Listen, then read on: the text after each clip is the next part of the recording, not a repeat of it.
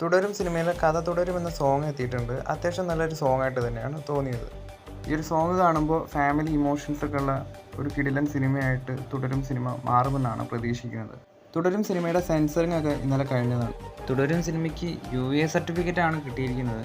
2 മണിക്കൂറും 46 മിനിറ്റും 18 സെക്കൻഡുമാണ് സിനിമയുടെ സമയദൈർഘ്യം. മെയ് 1-നാണ് സിനിമയുടെ റിലീസ് പ്ലാൻ ചെയ്യുന്നത്. ഇന്നലെ വന്ന സിനിമയുടെ സെൻസറിങ് റിപ്പോർട്ടിൽ സിനിമയുടെ സ്റ്റോറി പ്ലോട്ട് ഉണ്ട്, അതൊന്ന് നമുക്ക് വായിക്കാം. ശാന്തമായ കുന്നിൻ പ്രദേശമായ പത്തനംതിട്ടയിലെ റാന്നിയിൽ ഷൺമുഖൻ ഒരു സാധാരണ ടാക്സി ഡ്രൈവറായി ജീവിതം നയിക്കുന്നു.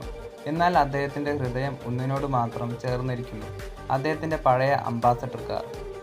മറ്റുള്ളവർക്ക് അത് പഴകിയ ഒരു വാഹനം മാത്രമായിരിക്കാം, പക്ഷേ ഷൺമുഖന് അത് അദ്ദേഹത്തിൻ്റെ കുടുംബത്തിലെ ഒരംഗത്തെ പോലെയാണ്. എന്തോ ഒന്നിനു വേണ്ടി എത്ര ദൂരം പോകാനും അദ്ദേഹം തയ്യാറാണെന്ന് തെളിയിക്കുന്ന വെല്ലുവിളികൾ നിറഞ്ഞ ഒരു യാത്ര അദ്ദേഹം നേരിടുന്നു.